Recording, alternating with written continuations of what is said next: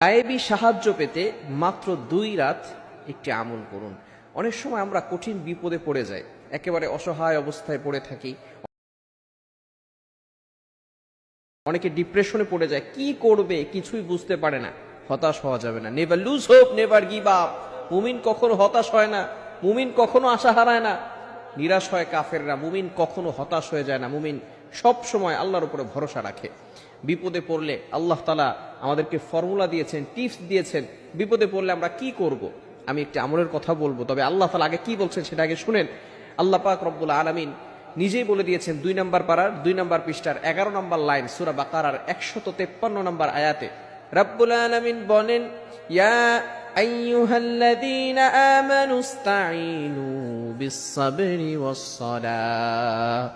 রব্বুল আলামিন বলেন, হে ঈমানদারগণ, ইয়া আইয়ুহাল্লাযীনা আমানু ইস্তাঈনু বিস-সাবরি ওয়াস-সালাহ, তোমরা সালাত এবং ধৈর্যের মাধ্যমে আল্লাহর কাছে সাহায্য চাও। আমরা বিপদে পড়লেই হতাশ হয়ে যাই, এমপি মন্ত্রী মিনিস্টারের কাছে দৌড়াদৌড়ি করি। অনেক যদি আত্মীয় স্বজন থাকে যারা ধনী আছে তাদের কাছে যাই, আল্লাহর কাছে সহজে চাইতে চাই না।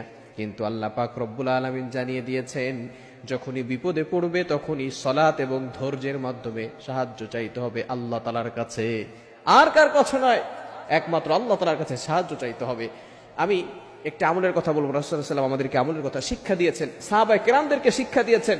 অনেক সময় সাহাবায়ে কেরাম নবীজির কাছে যেতেন, বলতেন, ইয়া রাসূলুল্লাহ, ইয়া হাবিবাল্লাহ, কিছু আমল আমাদেরকে শিক্ষা দেন, যে আমলের মাধ্যমে আমাদের ঋণ দূর হয়ে যাবে, আমরা হালাল ভাবে ধনী হতে পারবো, কিছু সম্পদ আল্লাহ তাআলা আমাদেরকে দিবেন। নবীজি সাল্লাল্লাহু আলাইহি ওয়াসাল্লাম আমল শিক্ষা দিতেন।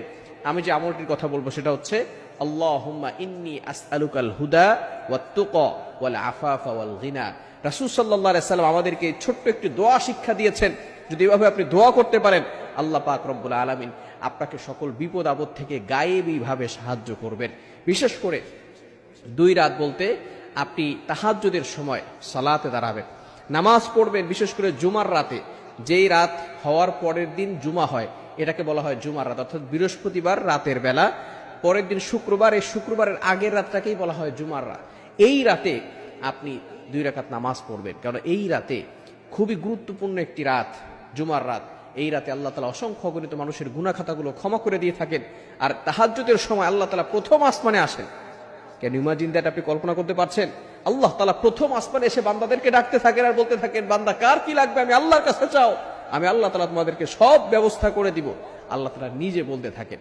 এই সময়টা আপনি তাহাজ্জুদের সালাতে দাঁড়িয়ে যাবেন, 2 রাকাত নামাজ পড়বেন, অথবা 4 রাকাত নামাজ পড়তে পারেন, কোনো সমস্যা নাই। 4 রাকাত নামাজ পড়ে এরপরে